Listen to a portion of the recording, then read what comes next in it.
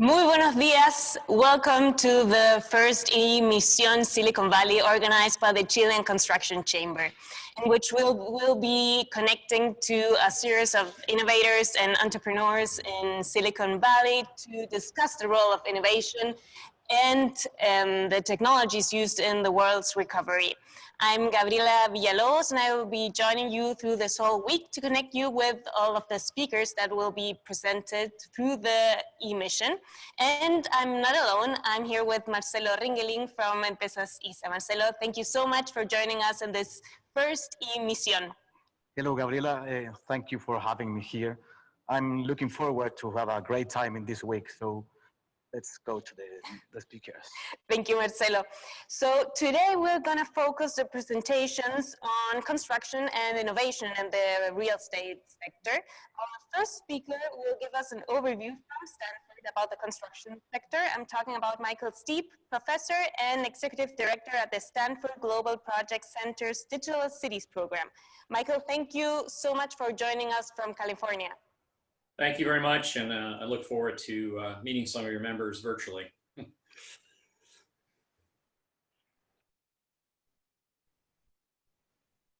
So today's presentation is on looking at how disruptive technology will change the face of innovation, specifically for what we call the construction industry value chain.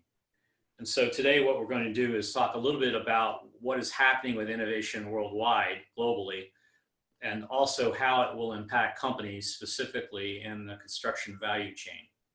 So as we go forward with this, these slides are available for you up online so that you can request to have the presentation brought down in PDF format. So what I wanted to talk a little bit about today was a new framework for disruptive innovation, which is a term that we're using. By disruptive technology, what we mean is a technology that fundamentally changes the way that our business model operates for our industry and also for our company. So as an example, the introduction of the iPhone was a major disruption to the entire mobile space. It was not simply a product alone that made all the change occur, but rather the value proposition of that new device, which created all of the change. So we went almost from having cell phone communication, for example, with the introduction of the cell phone, to a completely new entertainment content platform that had never been seen before. And that disrupted the entire industry business model. So today, when we start to talk about the construction value chain, the types of technology that we're going to examine today, or examples of it, are fundamentally changing the way we think about the business model, as well as how we approach construction projects themselves. So to get started, let's just define that more fully for you. When we mean disruptive innovation, we mean using a technology at the early stage that changes the whole value proposition, creating a new powerful underlying economics in the model. So it displaces or disrupts an industry business model for construction and also creates sustainable innovation that follows in a series of waves. So when we think about disruptive technology, what we really mean by this is a new way of approaching innovation inside of the current or existing structure that changes the way we have to think about what we're actually doing as a company. It's impossible to ignore, and generally speaking, it's also very difficult to emulate. So the corporate R&D structure that we have in most companies these days, in many cases, is completely unaware of what is happening with disruptive technology, because quite frankly, where disruptive technology is being created is outside of the corporate R&D organization. So one of the major shifts that has occurred has been investment in R&D in disruptive technology from inside the corporation to outside the corporation. So as an example of that, last year we spent roughly $2 trillion globally on R&D from all of the various corporations of significant size around the world. Of that percentage, less than 10% or 200 billion was spent on new technologies that change the way we think about our company business model. outside of the corporation, over $300 billion was spent on 100% disruptive innovation occurring in venture capital, locations in government funding outside of the company, in commercial labs, and so forth, outpacing not just the dollar size of what's happening inside of corporations, but also growing that dollar size by double digits. Last year alone, 11% increase, whereas in the corporations, it has been relatively flat as a percentage of R&D expenditure. So no surprise that inside of the R&D organizations of most companies, we don't really understand what is happening with disruptive technology because, quite frankly, all of that is being developed outside of the company culture. So this shift has been enormous, and also the amount of money that is flowing into disruptive technology from venture capital has fundamentally changed. So we have nearly $13 trillion of new wealth in family office money available for early stage investment that is beginning to replace venture capital as the principal funding agent for new technology development and venture. So a family office is a wealthy individual, usually someone with more than $200 million in net worth, who is putting dollars into early stage technology, whereas before venture capital would normally have funded the startup development. This money tends to be more patient, is in many cases from families that are in a different industry sector but want to get involved into technology. And it is money that is usually in a follow-on round available from the same individuals up to a certain level of $100 million. So these changes and fundamental shifts in how technology is being developed is changing the way we think about innovation across the board. And as a result of this change, there has been a huge problem in bridging between how corporations develop technology to the way outside innovation is actually done. And there hasn't been any kind of a bridge to make it possible for CEOs of existing companies to understand the technology development in any way that is meaningful. And so as a result of this, we have two things that are occurring. Not only are we spending more money on disruptive technology and outpacing corporate R&D, but we're also seeing a massive explosion and invention and innovation occurring in the startup community that is crossing every major category of technology development, from material sciences, advanced materials, to behavioral technologies that look at how people behave in social media and for advertising platforms. So this graph, although very colorful, represents a series of waves of technology over the course of the last decade. And if you look at the trend, the red line, which is a ski slope moving upward at almost an exponential pace, is the pace of technology innovation and development that's occurring out in the real world. But our ability to be able to handle this new technology explosion is the dashed line, the corporate line. And so this gap that you see between the exponential curve and the dotted line is enormous and is growing each year. So instinctively, you may have felt that we really don't have much control over how technology is impacting our lives and our society. But the factual evidence of it is that we have gone way past the ability to actually manage some of the technology that's being developed. It is, in fact, beginning to overwhelm our management practices and our understanding of how to do innovation inside of corporations.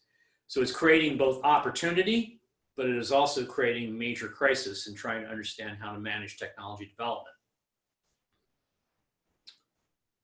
So we did a survey most recently of over 400 global companies on the state of innovation to try to understand how people are responding to this explosion in technology. 3,000 executives, mostly C-level executives, 20 major industries were surveyed. And out of that, what we discovered was a major crisis in innovation occurring among global corporations. The number one issue too long of development time for new R&D development, and even worse, the wrong ideas being developed and being circumvented by outside venture capital and startups. So the second major issue, a lot of the R&D teams and CTOs are not technically aware of some of the new technology development, and there is an extreme risk aversion inside the corporation to developing anything that would be longer term, thinking outside the box, or unrelated to growing revenue and earnings inside the company. So as a result of this, it's rather astounding to take a look at some of the numbers. But even though companies say that the long-term success of their company depends on innovation, 84%, 95% of new projects being developed have been characterized as failures. That's actually higher than the corporate venture model of failure for venture capital in Silicon Valley. So for the first time, we're seeing failure rates inside of corporations that are outpacing the failure rates in venture capital for new technology development. And part of the reason for this is this general lack of awareness and connection to the new models that are driving innovation in venture and in startups. And then in addition to that, the cultural legacy of a risk of change, a resistance to change, and also an inability to get the right expertise on board to drive new technology development. So fundamentally, on the innovation side, only 6%, fewer than 6% of CEOs are in the survey were actually satisfied with any innovation results. 72% of those in the survey responded that they missed crucial opportunities as turning points in their company business model. Now, the other part of this is, that's very interesting, it crosses every single major industry sector, whether you are in healthcare, or you are in construction, or in commercial real estate. We're getting the same response levels across the board from survey results, which means that it's not dependent specifically on any given industry, but rather that explosion that I just showed you a few minutes ago in technology development is beginning to cross every major industry sector in the way that it's beginning to impact our lives.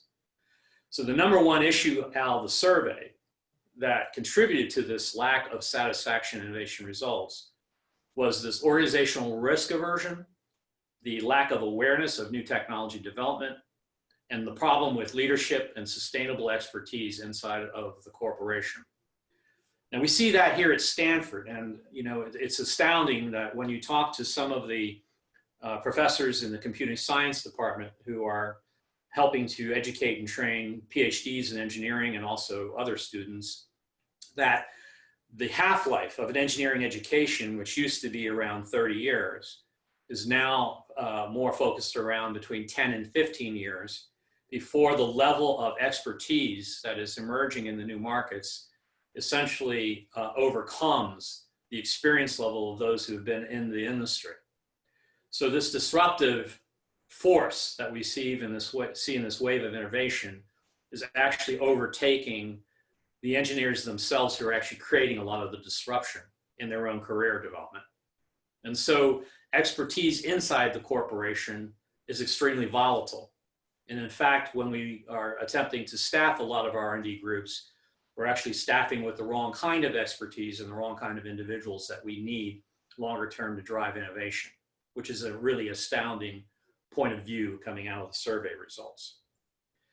So as an example of that, just as we have a number of different technology initiatives that our own disruptive technology program is developing at Stanford, where we're creating very powerful new models as a result of the convergence in these different types of technologies, from advanced material sensors, but to the point now where we're now able to create citywide models that take a look at how an entire city location operates, both in terms of the building structures, the infrastructure, and even how money moves in transactions within the city that might impact a new development. And we're getting to the point now where it would be possible to take a multi-billion-dollar project that is slated for a city development and to do what if modeling to show what sort of return on investment we would likely get as a result of placing that project in one location in the city versus another, with a really high probability of predicting outcome for return on investment. So as an example of that, the city of San Diego is developing a waterfront scenario around the Manchester project, which is a multi-billion-dollar project to completely revitalize the harbor area of the city, where it would be possible to model outcomes using this new imaging technology. The computing power required to do this is enormous, and what has happened most recently is that some of the new advanced algorithms that are available are helping us pick through data so we can be highly selective about what information is actually analyzed and produced. So part of this also involves completely new inventions of advanced material sciences. And we have in this presentation deck an example of Dr. Chang here at Stanford, who's working on an entirely new type of sensor technology that can be designed and manufactured in the form of a disc. So you see him holding something that resembles a CD. That CD can be broken into 1,000 sensors that are connected in the form of a mesh that can be stretched and placed inside of virtually any kind of material, which means construction material for buildings. In this case, he also uses it for airplane wings to look for detecting cracks. The sensors can handle incredibly high ranges of hazardous environments, from 175-degree temperature in Fahrenheit to below 70 degrees in cold. And they are automatically connected up to a wireless network, which means it's possible for the sensors to communicate information remotely, in addition to being embedded inside of buildings and concrete and other types of material. So this new material that we're creating, new sensor, is at an 80% cost reduction from conventional sensor technology in and of itself.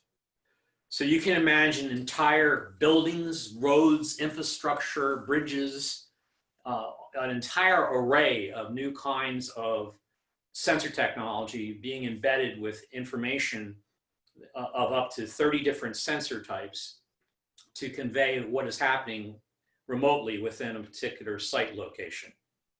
So the implications are pretty amazing or astounding as this starts to commercialize. And so as an example of the sensors in buildings and new technology development is reinventing how we're even thinking about things like cooling in buildings. Because you can create smart sensors in windows that can read what is happening inside of a room and then be connected up to rooms across an entire building, a series of buildings across an entire campus, a campus as part of a neighborhood, and a neighborhood that goes back to that visual modeling platform I showed you earlier of an entire city being connected. So in addition to sensor technology, we're also inventing new kinds of materials called metamaterials that have unusual properties. So for example, you can use a metamaterial to dramatically change insulation properties. The material in and of itself, without any kind of conductivity or powering, can cause a drop in temperature underneath the material as much as 8 to 11 degrees Celsius. So this material is placed on top of a roof in Silicon Valley. This is Xerox PARC, in which the temperature ranges underneath that material have significantly dropped in terms of temperature. So as long as it has access to the outside, to the environment, it can change the properties of heat and energy as it strikes the building. It can also be placed inside of windows. This is now becoming commercially available and will have major implications on how we think about construction installation, for example. When you combine this with Dr. Chang's sensor technology, you get a chance to not only monitor the inside of a room as an example, but also to change the way energy is used inside of a building.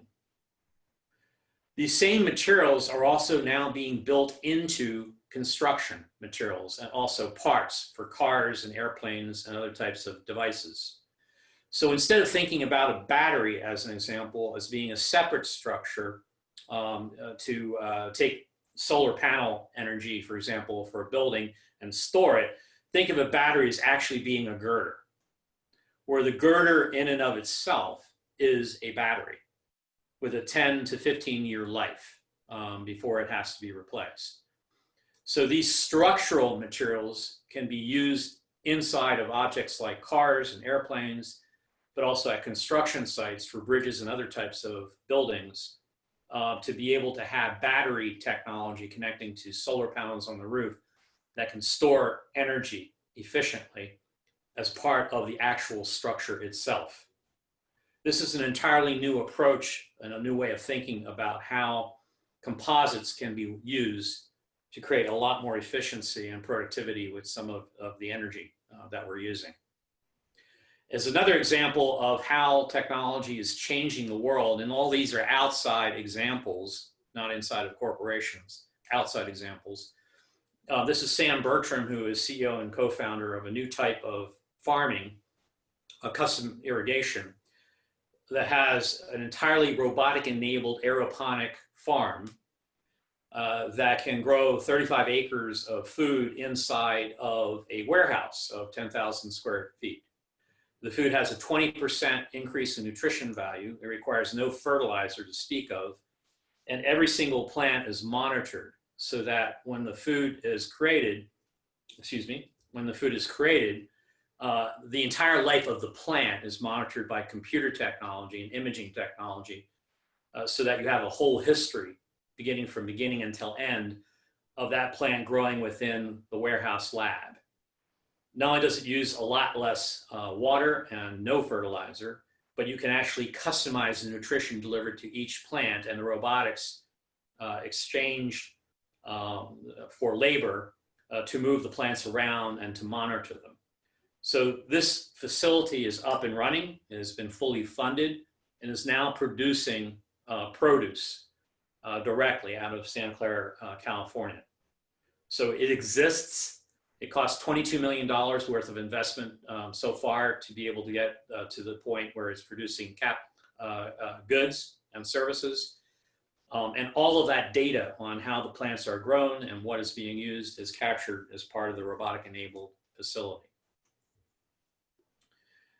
This convergence of material is having a revolutionary impact on how we think about construction. As an example of that, you see tags and smart tags that can be produced for literally cents on a dollar, where you can embed information and follow products and services to see how they're doing with the environment, to looking at sensor technology that is monitoring transportation. So as an example of that, this is a solar road in China. There is a new project underway to create the equivalent of an inter-country freeway from mainland China across desert and mountains to Europe as part of the One Belt strategy.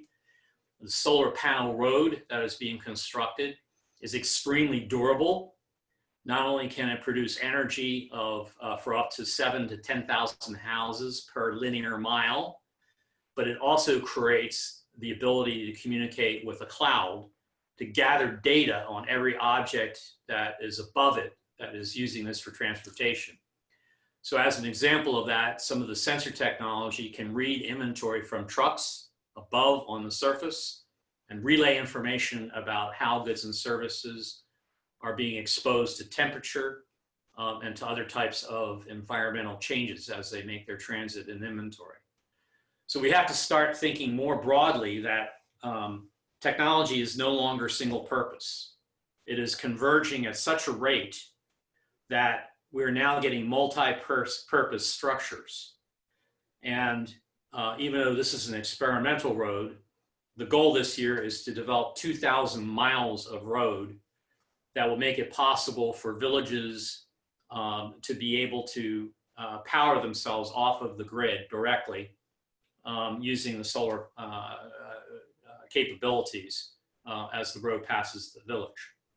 So this means also that students and universities can study how to program the road so that it can read inventory and develop all kinds of specialized applications as part of all this. So this whole convergence is key to how technology is being developed across the board. A lot of it also involves imaging technologies, including the ability to see faces, actions, and objects, and then connect the dots between that and much larger models that look how an entire city operates. So we'll be able to see not just what people are doing within cities, but be able to take the information and understand much better where to locate major construction projects with the right kind of mix in building use to be able to correlate to how the economic development of the city is working. So this type of technology and integration is key to any of the imaging models that are being currently developed. The problem that we've got is that this technology is not only disruptive, but it's not being developed inside of a lot of the companies that are providing goods and services for the construction value chain. It's coming from startup companies whose objective basically is to take revenue away from some of the larger companies that are currently using traditional development methodology, and there is no bridge. So another example of this is a new type of 5G signaling technology, and we'll wrap up for in a second, that can scan an entire city by putting a mobile device on a car, but also the signal that it develops can carry a 5G signal without any antennas or infrastructure, using current technology into buildings up to 1,000 feet. So a lot of work on this disruptive technology is beginning to develop and find its way into the construction value chain. So one last thing on the visualization models that are being developed in terms of trends. We're going to be able to do this and are doing this now for entire geographical areas as large as, for example, the city of San Francisco and the Bay Area. Finally, for those of you who are interested, we are conducting a special workshop. It's a virtual workshop that takes a look at how these different technologies are deployed across the board for construction value chain. So if you're interested in this, let us know. You can text me at my cell phone number and we can give you more information. So thank you very much for giving me the opportunity to present, and let me turn it back to our hosts. Michael, for this very interesting presentation. We would like to open now our session to questions. I think there will be many after all of these examples that Professor Michael Seed gave us. But we wanted to start with our co-host, Marcelo Ringlin. You had a couple of questions that you wanted to make. Yes, thank you, Michael, for your presentation. My question is regarding to management, as we know that technology and innovation helps management to make better products or be better managers. How is your management catching up with a new way of leading or with the new technologies in order to not become obsolete? And also, who do you think will be the leaders in the future of the companies in order to have a better use of the innovation and the technology? Well, to answer your question, we are not keeping up. And in fact, a lot of the old principles that used to be taught by academics on how to do innovation are obsolete. And so we need new approaches to how organizations think about innovation, with a lot more external focus on how to access technology that's being developed and then figure out a way to bring it into corporate use. Now, I say corporate use because I don't mean incubation. What I mean is being able to take advantage of how this technology can change our business models without having to deal with the tremendous problems of changing a corporate culture. The big problem around innovation is culture more than anything else. What it takes for people to generate consistent revenue and earnings and the kind of culture that produces is actually antithetical to the way that disruptive technology is now being created in the outside world. So I mentioned we're doing this workshop. This whole workshop that we're producing takes an entirely new radical view to train companies in a different way of thinking about innovation and technology, and also working through the business model aspects of this, not only to figure out how to engage, but where is it appropriate and how much to do in terms of investing. Thank you very much. Another question. In the future, we want to visit a hub about construction and innovation. Where do you think we should go? Dubai, well, Denmark, what would be your city? I'm afraid that the question is breaking up, so I did not. Can our host repeat the question for us, because it was breaking up from the video? Sure. So in the future, we would like to visit a place or a hub about construction, innovation, and technology. Where should we go? To Dubai, to China, Denmark? So I think you said, where should we go to acquire the expertise and knowledge? Is that correct? Okay. The first thing we have to realize is before we even start the journey, we have to understand that by going on the journey is going to change our approach to how we think about technology development. And a lot of companies put liaison offices in Silicon Valley. So for example, they'll send a staff of people to monitor activity, but quite frankly, those are extremely ineffective in many cases, simply because they aren't able to transfer the knowledge or feeling or how technology gets developed back into the parent company. And it's a mistake we make over and over and over again in how we actually think about innovation. The other problem is the talent that develops disruptive technology has a set of motivations that are completely at odds with the way that a corporation hires people. They tend to be extremely obsessed about ideas. They tend to be very focused on technology expertise and not culture or teamwork or development. They tend to really think in terms of equity participation and not cash compensation. So they're almost diametrically opposed from corporate culture on the one hand to disruptive technology culture on the other.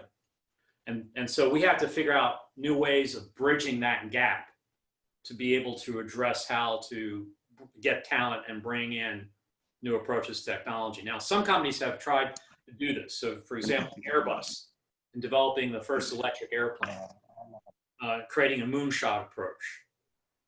They're also developing a flying wing, which is radically different proposition from the way commercial aircraft are developed today.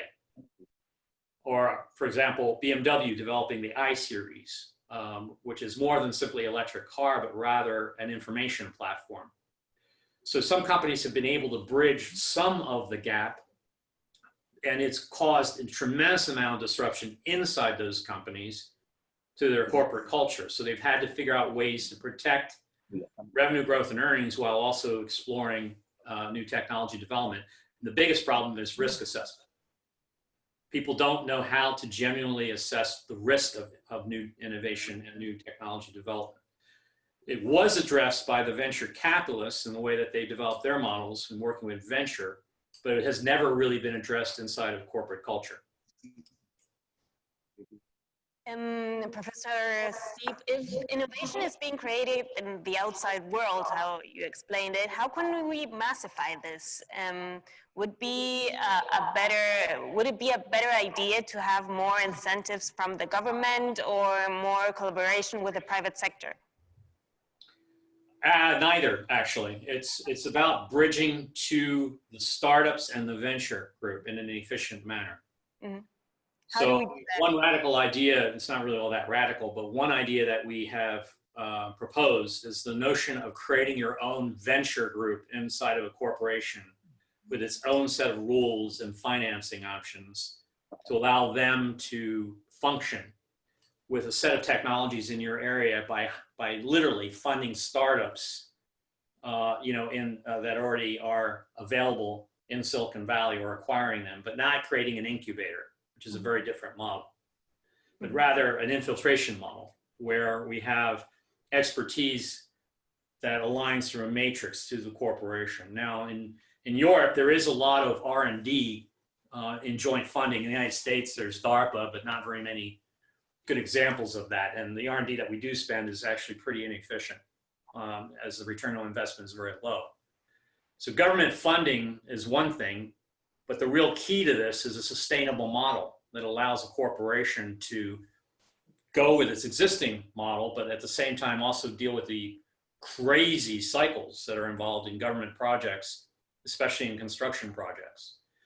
I say, for example, it's silly because we have in Silicon Valley perhaps the worst regional government in responding to new innovation that you can imagine. I sit in front of traffic lights that are not coordinated, whose traffic plan in Palo Alto or some of the areas around here were set in 1960. They've never been adjusted in 50 years, but they call themselves smart cities. So there's a certain irony. You can't even get a cell signal in some cases in Silicon Valley because there's a lack of cell phone coverage. Now, how can that be in the most technically advanced area, in the world, one of the most technically advanced area? Because there's a breakdown between the way organizations work at the government level, even more so than in corporations. It's the same cultural problem. And one of our viewers, Felipe Gonzalez, wanted to ask you a question as well. Felipe? Sure.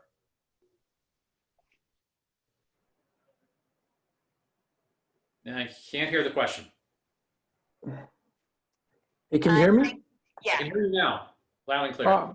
Okay. Well, thanks everyone, and thank you, Michael, for the opportunity to be in here with you and learning a lot about the industry and the new construction model. Thank you. You explained actually one of the projects that it's been developing in China in terms of the road and connection. Yes. Yes. Okay. In understanding that the situation that we have here in Chile under the construction industry is really developed, but in terms of in the normal structure, not as the IoT or smart cities or connections. So, yeah. So which area do you think it's connected to the construction as, for example, energy, or maybe this chamber must be looking also to speaking to the telecom industry to start combining and making the synergy to make Santiago, Chile, and also Chile, sorry, like the whole country, a smart country in terms of connections or routes and the new model of construction, how you mentioned. Smart countries and smart cities start with smart people. That's the first rule. The quality of what you can do is limited based on the corporate culture, whether it's a government, a city, or it's an entire country. So that means you have to really put focus on getting expertise and in trying to create the critical mass necessary to fund people who are talented, who want to bring some of the new technology into the mix. And despite what we say about globalization, the globalization of scientific information is fundamentally the reason why we have this explosion in innovation that's occurring. So we need to embrace also the notion that we're going to have experts from around the world as part of our culture, which means it affects immigration, it affects all kinds of attitudes about how government policies are developed to allow smart people and other people inside the country to be able to develop, find venture capital, and pursue their own ideas. So it's unfortunately, in the way that politics works these days, this is not a popular idea, but that's the reality of it. And that's one of the things that makes Silicon Valley work as well as it does. And we're seeing a replication of that model in China, although it's an authoritarian structure. So smart cities and government and countries start with smart people. It's really a focus on getting a critical expertise together that's actually going to drive some of this into the construction business. From Rodrigo Vergara, who is asking, is the environment key to foster innovation? By environment, does he mean the culture of the company? I think he means the culture of the company, the society in which it's inserted, all of it. Yes, in fact, corporate culture, we use the word trumps. In other words, it limits the amount of innovation that a company can actually do. Because the corporate mission at the very top, it gets cascaded down through incentive programs, compensation, everything else to really support, continuous revenue generation and continuous process development. We call that rhythm of the business, and it's overwhelming. So the problem with innovation is the opposite. Innovation is about breaking barriers. It's about having extremely talented people that are difficult in some cases to work with. It's not necessarily a team approach the way we think about it in corporations. It's about an expertise approach. It's higher risk. Every element that you can think of in a corporate culture as to what makes it work to drive revenue growth, it's nearly the opposite when you look at the culture that drives innovation. And that's one of the reasons why companies have lacked the success at being able to integrate some of these technologies and drive it forward through incubation centers.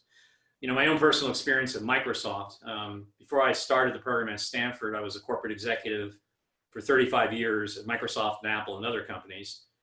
My own experience in working with, Bill Gates and other people was that the culture smothers even acquisitions to the point where having anything that becomes successful is really determining upon the company and how it approaches its own view of itself.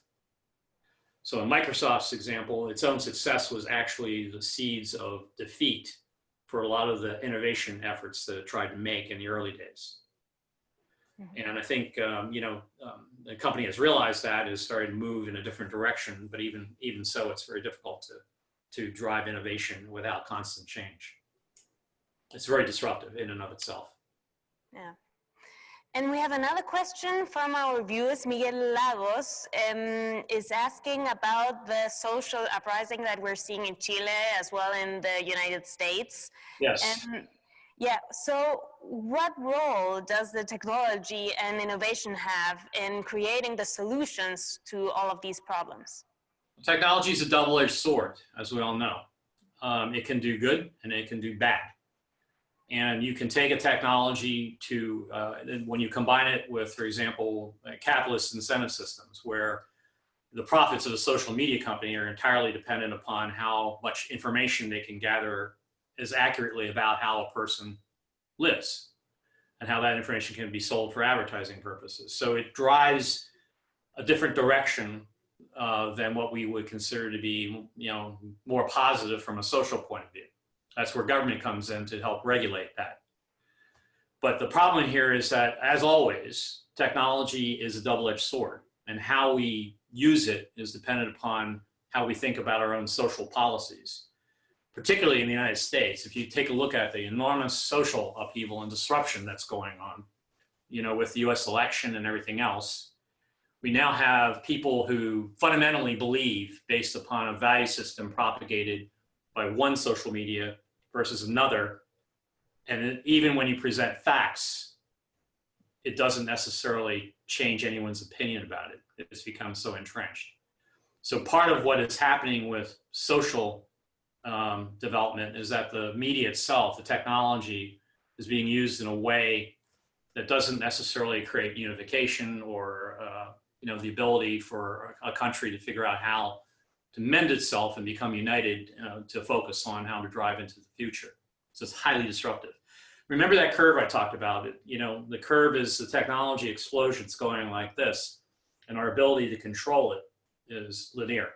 So this enormous gap between the curve also applies to social policy and government. It's not restricted just to technology development in one space.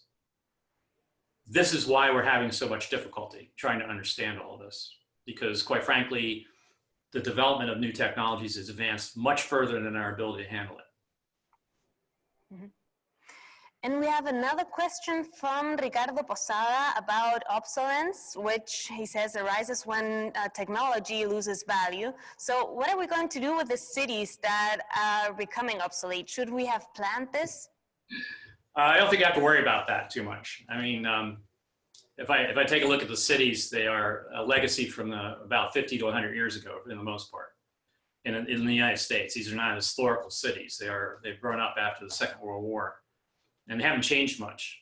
As I said, the example of simple traffic management in one city becomes brain surgery, where you can't even coordinate lights, so you have massive congestion.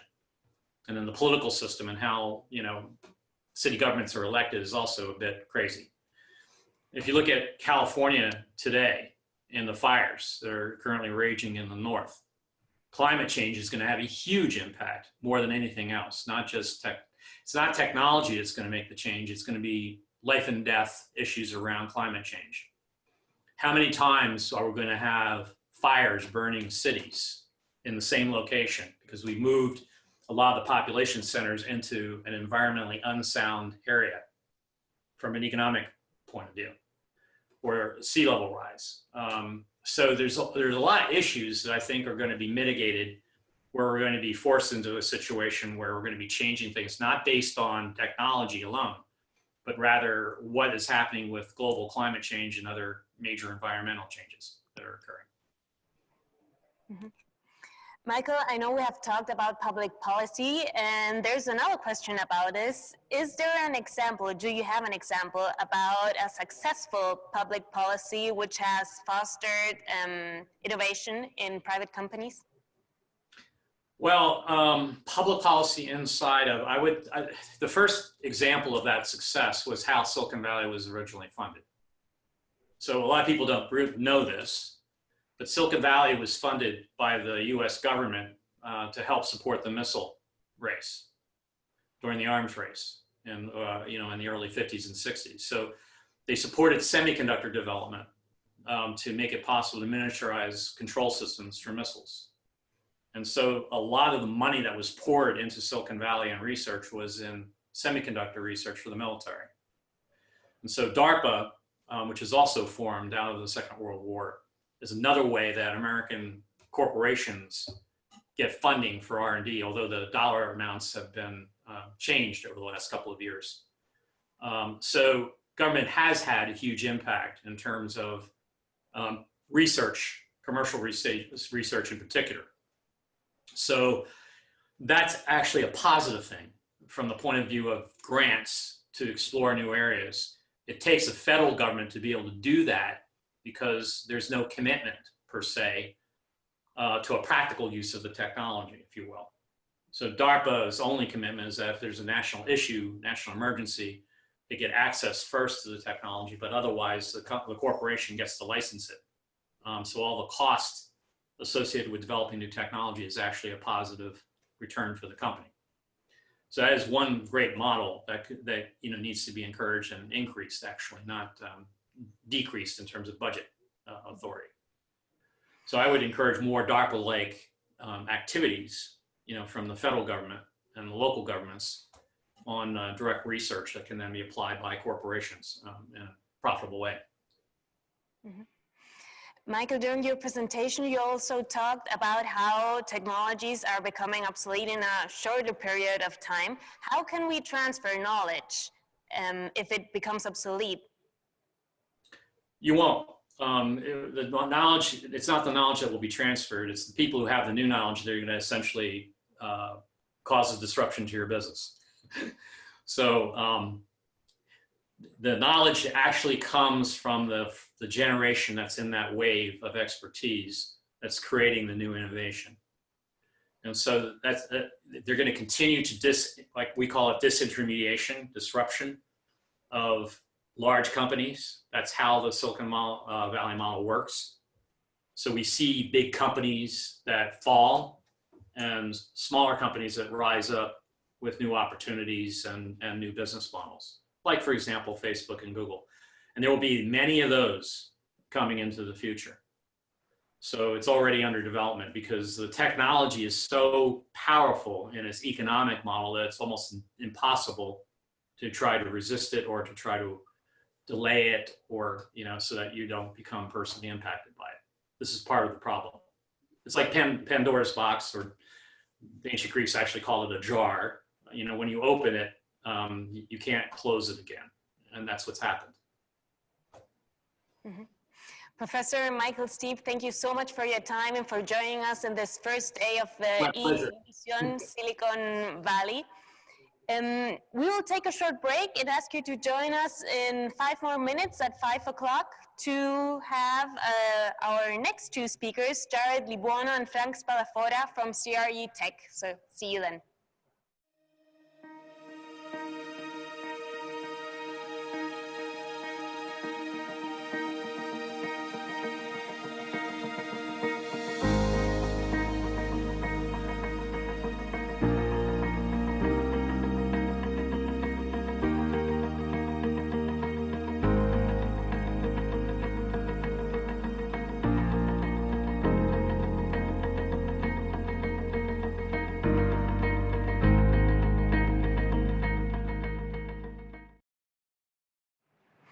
Good afternoon and welcome to the second part of this first E-Mission organized by the Chilean Construction Chamber.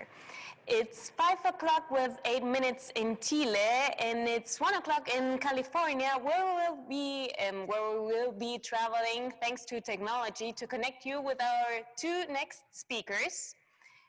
These are Jared Libuono and Frank Spadafora from CRE Tech. Thank you, Jared, and thank you, Frank, for joining us now from Silicon Valley in this meeting. Our pleasure. Thank you for the opportunity. Thank you. Thank you. So we're here today to talk about enabling efficiency, sustainability, and capital preservation through digital building implementation. We're going to talk about the benefits and how data and technology can improve your business. Just a little bit about ourselves first. Frank, would you like to talk about CRE Tech a little bit? Sure. So CRE Tech is a already existing publishing, content, thought leadership clearinghouse for commercial real estate. We have over 50,000 members, and those members are in the ecosystem are everyone from providers of technology solutions and startups through the largest global owner and occupiers globally. So CRE Tech has always had a great clearinghouse to provide webinar content, thought leadership, and even conventions. This year in July, we officially launched our Global Innovation Consulting Group. And the model, and Jared and I are a part of that consulting team, the model is we've assembled a consortium of experts from across commercial real estate. And that's in all facets of commercial real estate. So information security, sustainability, obviously property technology, prop tech. We have a representation across all of those different verticals for commercial real estate. So we work with clients to really right-size technology solutions and understand their pain points, understand what makes their organizations unique, and help place best-in-class technology solutions with those clients. Now, part of that is understanding the change management, the adoption and the acceleration of change that technology enables.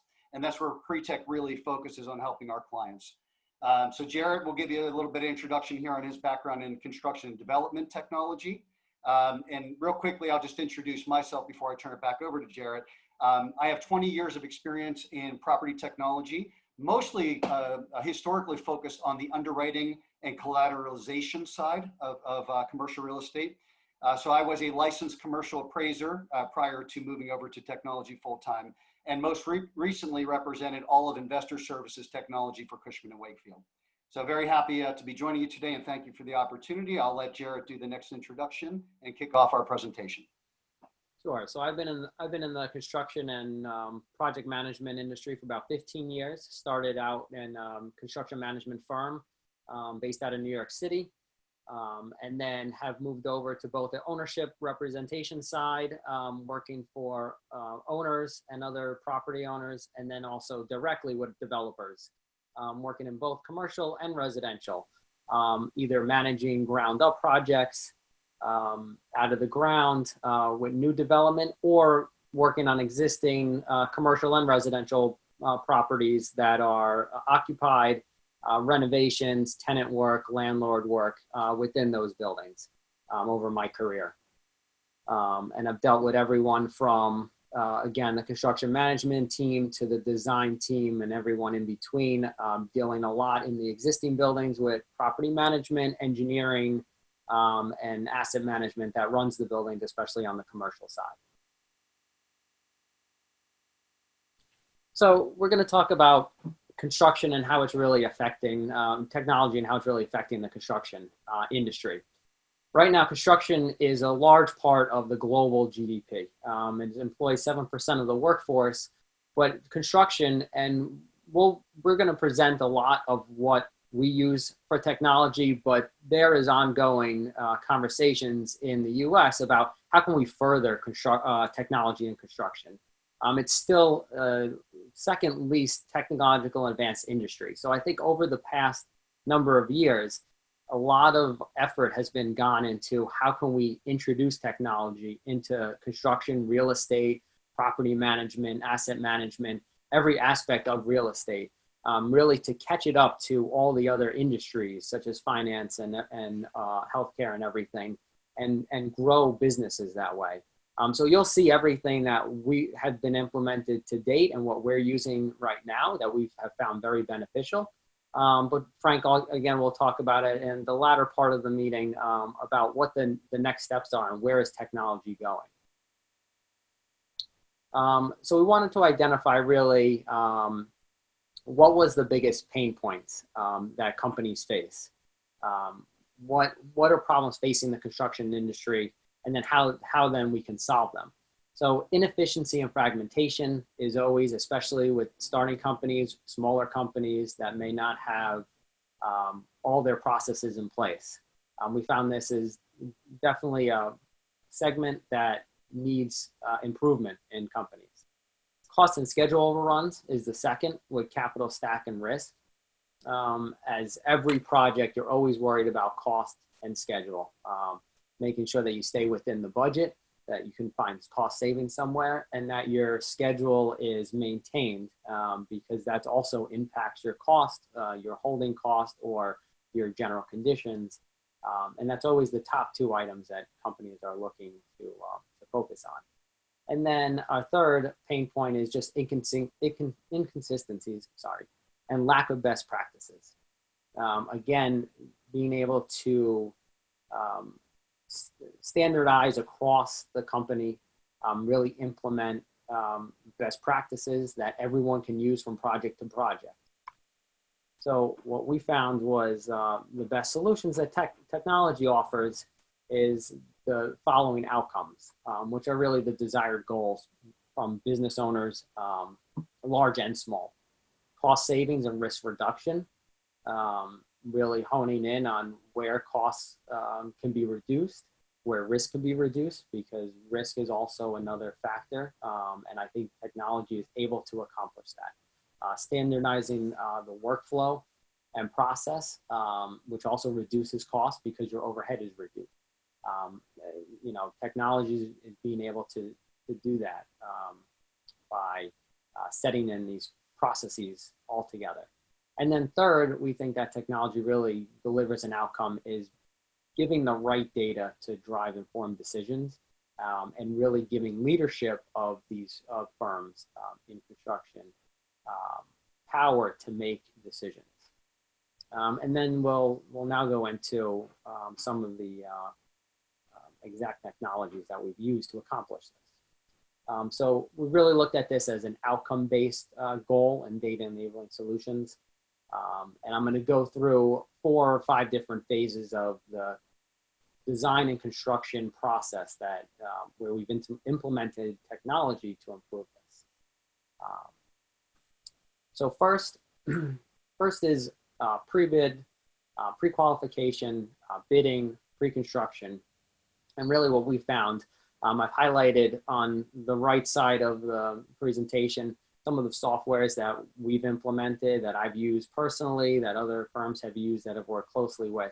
And you'll see that throughout the presentation. It's just a kind of an example of what's out there. But an online network that really connects your general contractors, your subcontractors, anyone involved in the construction aspect, manufacturers, distributors, suppliers, and architects.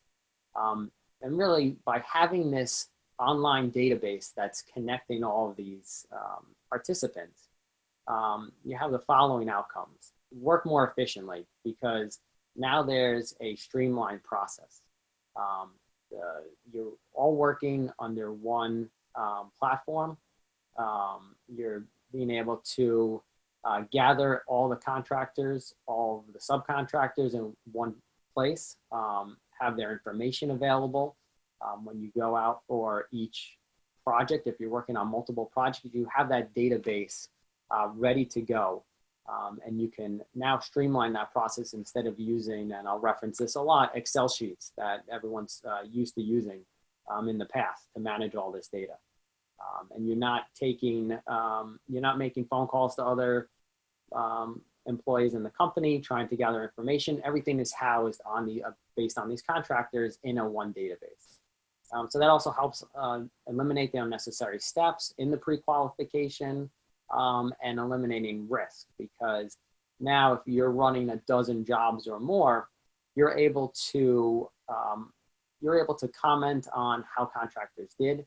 You're able to see what bids they've won, if they've been successful, if they're always the high bidder, low bidder, what they've done throughout your procurement as you continue to bid to them.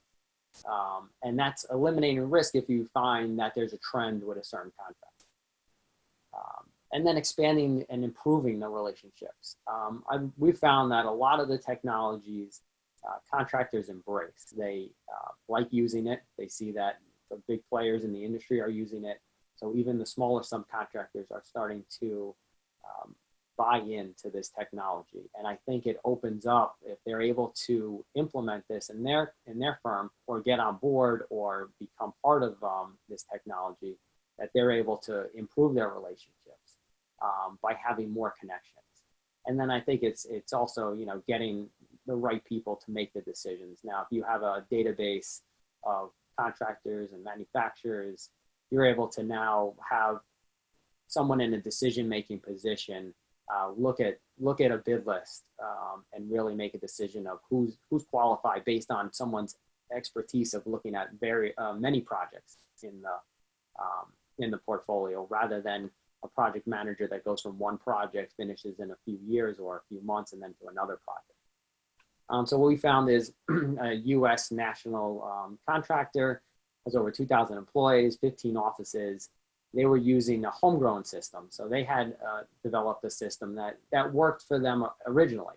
But then they switched to one of these platforms that's really a best-in-class, nationwide, well-known, and it was able to integrate with other technology. That was one of the biggest outcomes, because now they could take data and transfer it between the technologies. We're finding a lot of these technologies are now talking to each other because they feel like that's their way to grow as well.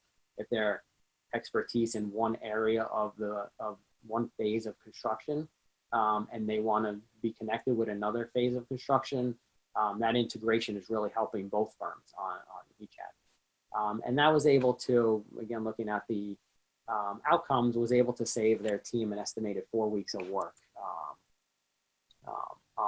from the process of doing the pre-qualifications and subcontractor application. Moving on to the document management. So this is another, I've seen this all over. Different ways to manage this. Previously, I've seen this used on paper copies of all the documents going out. So now, what we've seen implemented is a global platform where teams can use a single source of accurate real-time data.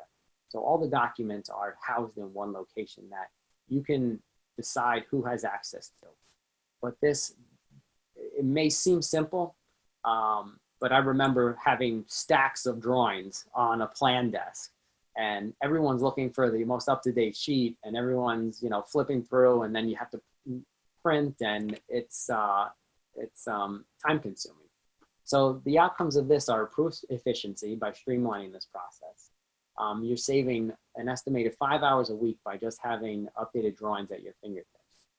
Drawings can now be on your iPhone, on your iPad. I've seen supers walk around and they pull up the drawing right there, look at a section or a detail, and it's just convenient. They're not going back to their office. They're not going to the field office. They're not, having to write down notes in their notebook and then coming back to check on it.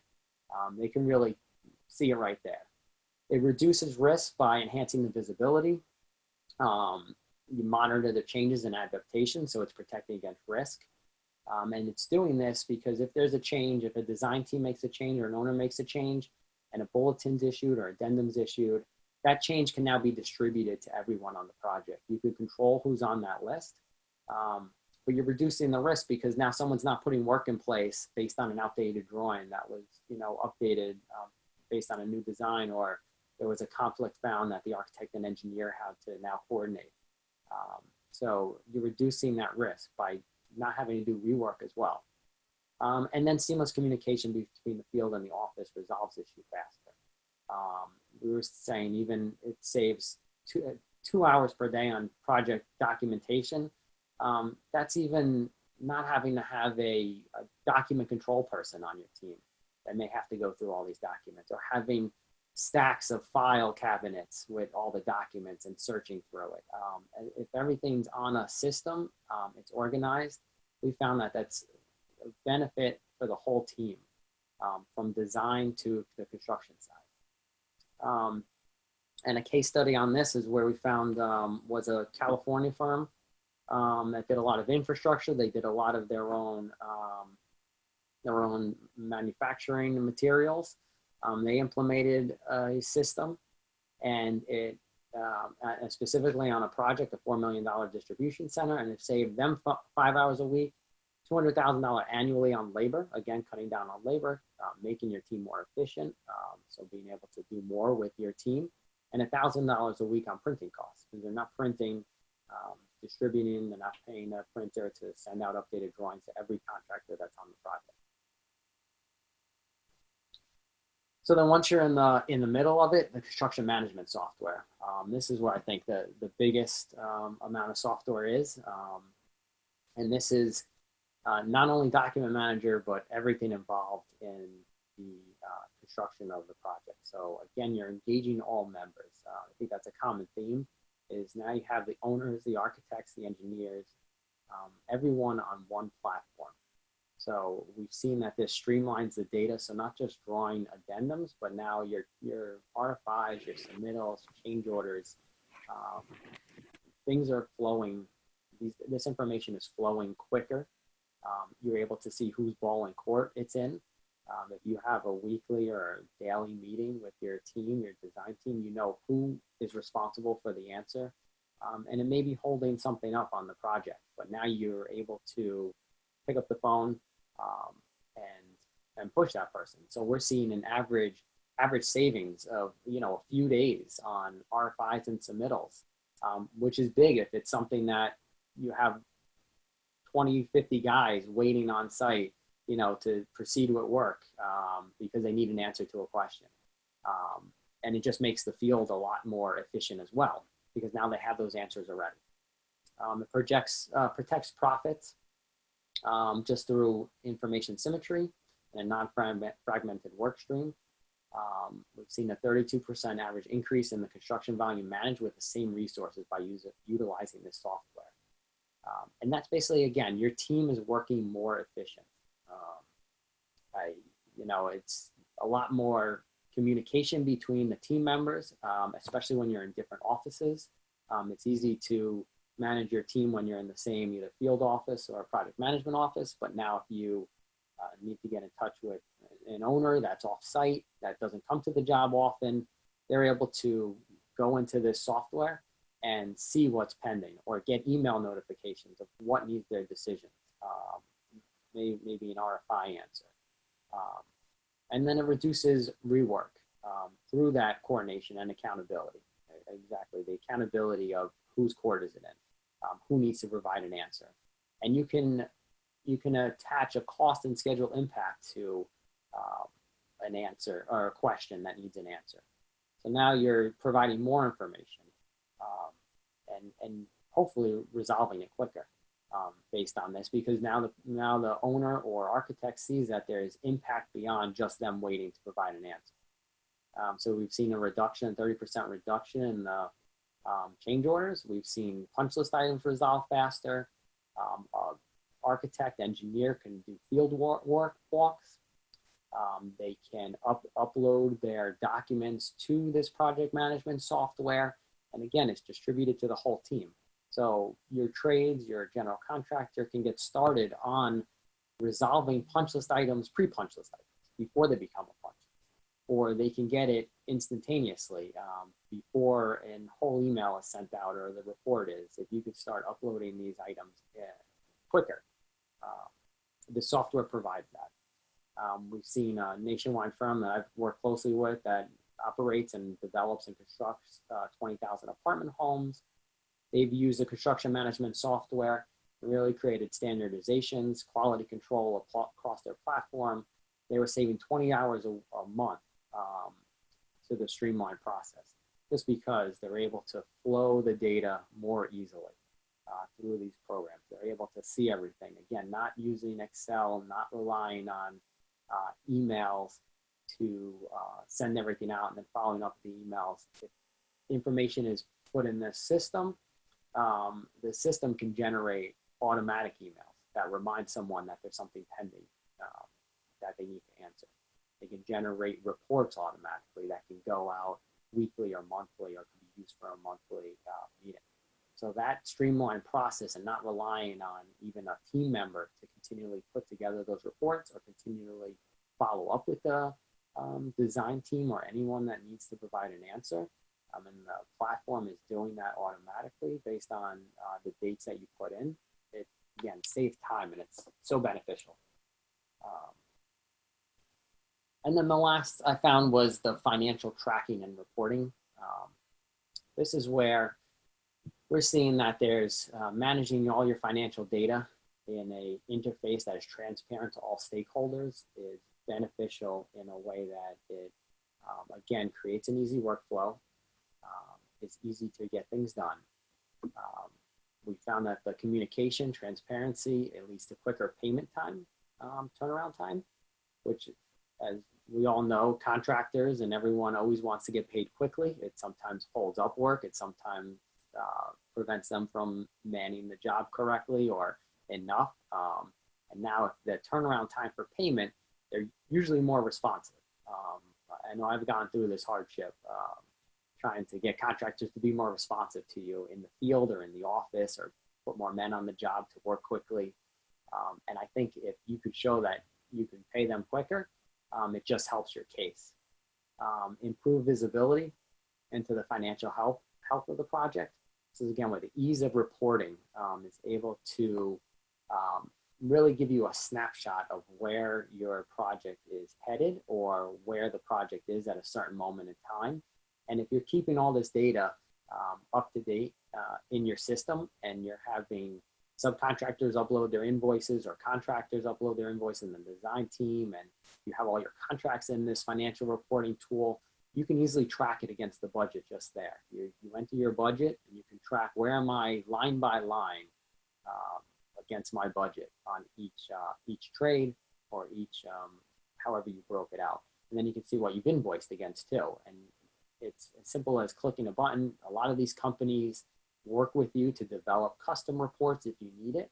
So now it's just clicking a button every month or week and seeing, where am I against the budget? Where's my projected cost headed? Where's, how can I see if I'm running over budget or under budget? And I think that reduces the risk as well, that improve visibility, because now all the stakeholders are staying up to date. It's real-time data if it's all up to date. And because the stakeholders are up to date, they're able to make informed decisions. If you want to make a design decision, if you're running over budget, you're most likely not going to make that design change, because you know it's going to cost you more money. But now they know if they're running under budget, okay, I have room in this line item. I have room to take from maybe FF&E and move over to, making the lobby a little nicer in hard costs. So it really gives everyone a way to see how the project is headed financially. And again, you can limit what data is seen or what's not seen. Someone can be the master of all the data and the input, and then you can just have some people with limited visibility to see how a project is going. And what we found was adopting this really helped with a real estate investment firm really improve their electronic invoicing. Just having your project managers, your contractors, starting with your contractors or your design team, uploading their requisition where you can review and approve it right there, and they get instant notification, to then handing it over to the accounting team where it's all integrated with different accounting software, and you can cut checks easily now through the software instead of physically signing and then handing it off to someone else that has to scan it in or has to put it in a big binder. I think a lot of this is reducing paperwork and seeing it on the screen. That flow, helped this company that were processing 1,700 invoices a month, reduce time by processing these invoices by half. And that's reducing staff, that's reducing time because of the flow. And then I think a lot of this, so those are the different processes and phases of the construction that we've seen the software really benefit. But I think in the end, a lot of the data, it's the integrated data process that's going to drive efficiencies and elevate the insights. It's taking that data now, analyzing it into your areas of performance. So it's not just using the information and using these products to improve your overall process, but now it's having a database at the end. Because you've entered this throughout the entire process, you're not relying on, you now have to finish a project and you have weeks or a month to now gather all the data and put it in and see how the project did. If you've been doing it and using this technology the whole time, everything is there when your project is over. So now we found that this is now a holistic view across all projects. If you have all your projects in there, you can see what projects are tracking over. You can look at individual contractors or trades and see where have I been spending more money than I budgeted, less money, and then you can pay more attention to those. You can see what outliers and then correct the problems if you're seeing a lot of change orders under one contractor. So we found 35% of the total costs are due to redundancy, waste, and remedial work. What do you keep seeing as a trend that you're spending money on? And this holistic view helps you identify that. You can leverage data to set a baseline and predict trends. So I found this was helpful. We worked on interior office fit outs, and we basically had the same design, and we were repeating it to lease out these spaces. And it was having after the first or second, having a cost per square foot of what we're spending. It really helped us budget for future years. It set a baseline of this is what we want to spend. If we had a tenant that was interested in a space, we already knew what our tenant improvement cost would be just based on that past data. And you're able to see that easily with this having all the data right at your fingertips. You're not going back through folders or reviewing past projects and putting together all that data in a rush because you suddenly need it for a lease that your team's working on. And then lastly was the ownership of your data. You're able to take this data, you have the data. So as technology gets better, you're able to decide what you want to do with the data. If you find something that a different company is not measuring, a schedule savings or a certain metric that is unique to your firm, now you can stand out from your competition. You can use that data to come up with ways that your firm can be above your competition. And then we're seeing that machine learning will identify trends. Again, I think that's part of the how technology is growing, how AI is moving into different parts of using the data. So everyone wants to have the data, and I don't even think everyone knows what to do with it yet in the end, but it's going there. And that's where I think, as to my earlier slide, that technology in real estate is really moving quicker, and everyone is paying more attention to it because they see there is a benefit to it. And that's what this data is going to be able to give you.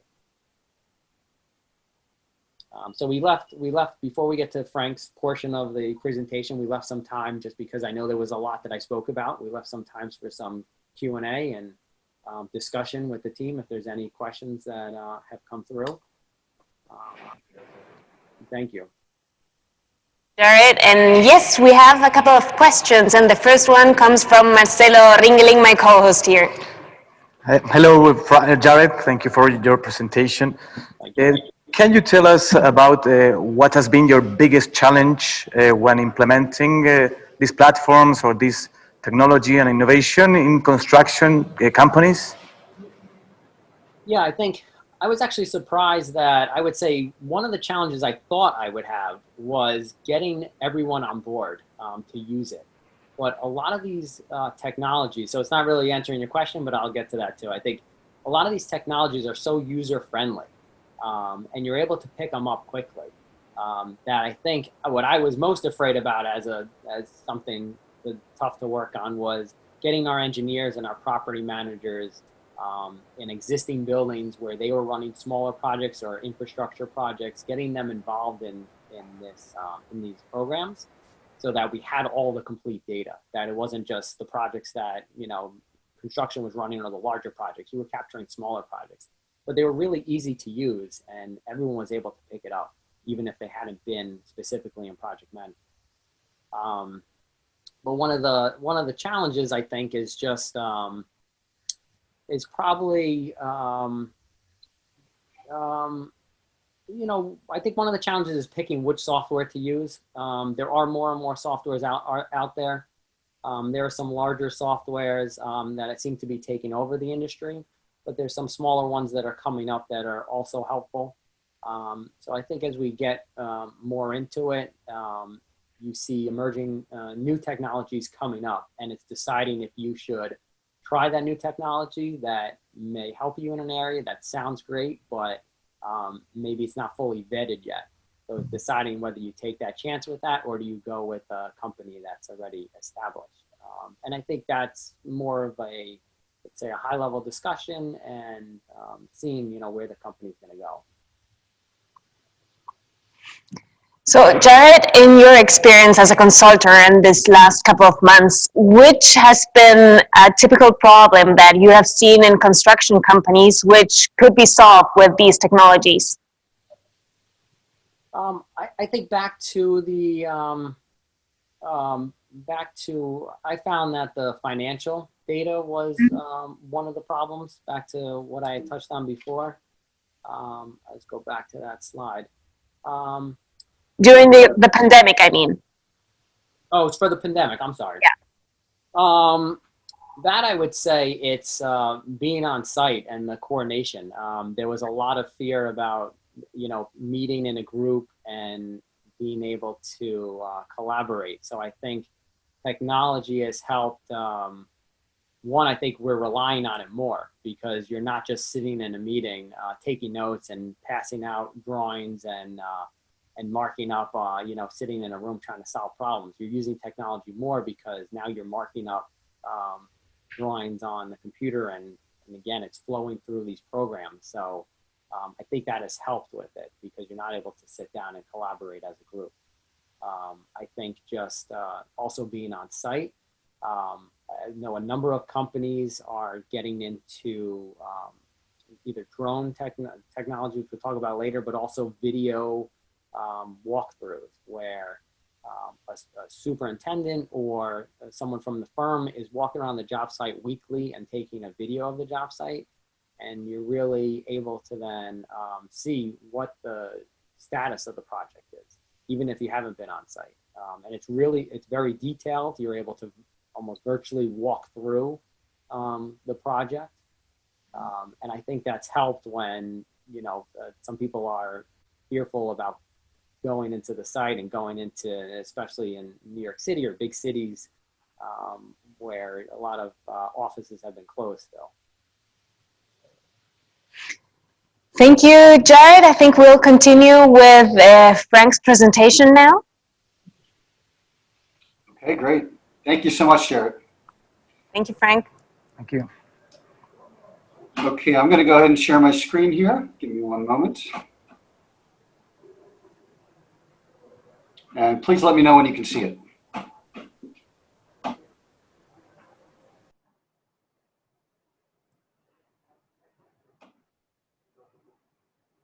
Now we can see it. Okay, let me get down to the last slide where Jared left off. A moment here. Okay, and I'm going to pick up on data beyond BIM. So, you know, Jared gave some very real world use cases about where we're applying technology and some of the obvious benefits, right? The low hanging fruit in all of this is the information symmetry, the coordination of a shared data definitions and a shared data model, because there's efficiencies in workflow, there's reduction in rework. All of those benefits are being realized today in development and construction, but those benefits actually are available today downstream. So what we're going to talk about is more what's possible. You know, when you have a unified data model, when you have all workflow and all participants sharing in the collaboration around that data and information flow, there are obvious efficiencies. Well, those efficiencies will extend downstream beyond construction and development into facilities management, even into building automation systems, smart building technology, and the actual performance of the asset. So I'm going to speak a little bit about that in the next part of the presentation here, which is beyond BIM, how is a shared data model, how are shared data standards being utilized across the life cycle? All right, so the first slide I want to reference is, I'm going to zoom in slightly here so we get a better view, integrated life cycle for BIM. So if you think about the process there, you know, Jared referenced these use cases, but underlying them, there is work, right? There's work that has to go into deciding on those shared common data objects that are going to drive BIM modeling, right? The definitions behind those objects, the cost information. So there is a build-up process to take advantage of this data flow and these efficiencies. Well, the same as once you have put in the effort of that shared data model, there's no reason that we shouldn't see those benefits now downstream into an integrated life cycle for BIM. So if we look at the approach, the consistent capture and management of that critical property data and performance data and information across the asset life cycle, from design and construction to operations and even final disposition. So we're looking at moving that data and the common data objects, common data 3D models along the virtual design phase through the building information modeling phase into facilities management. That's really what we're referring to in an integrated life cycle for BIM. Now the outcomes here, right? Some of them are obvious. Jared spoke to some of these during development and construction, which is process efficiency, higher data quality, less rework, less re-entry of information, and really resulting in faster transaction times. So when we look at that from a development and construction standpoint, that's reducing risk of overruns, cost overruns, scheduling overruns, right? But the same applies when we look at the transaction side. So, you know, Jared spoke about risk. We certainly have exposure and risk for the equity side when you're in construction and development. So if there are construction overruns or cost overruns, that obviously impacts. Well, that same impact can happen during the lease up cycle, right? So having a common data model and common data shared across participants, you can even reduce transaction times when we get into lease up, absorption. So there are lots of the same benefits, but they are downstream from the development and construction cycle. Okay, so some of those benefits, you know, we could talk about systems integration with accounts receivable and accounts payable systems. So your YARDIs, your MRIs, ERP systems, so enterprise resource planning, where the building components, the building elements themselves need to be reestablished in these operating systems. So for operating technology, not having to rekey those key building systems, building objects, there's a huge amount of efficiency that can be gained. Same thing with lease administration and investor reporting. So some of the specific outcomes we would see from leveraging this common data model, common data definitions, unified 3D models, virtual online buildings and systems views. So unifying the maintenance teams and the asset managers, you know, that unification of building participants results in those higher efficiencies, higher data quality, and then full BIM asset information.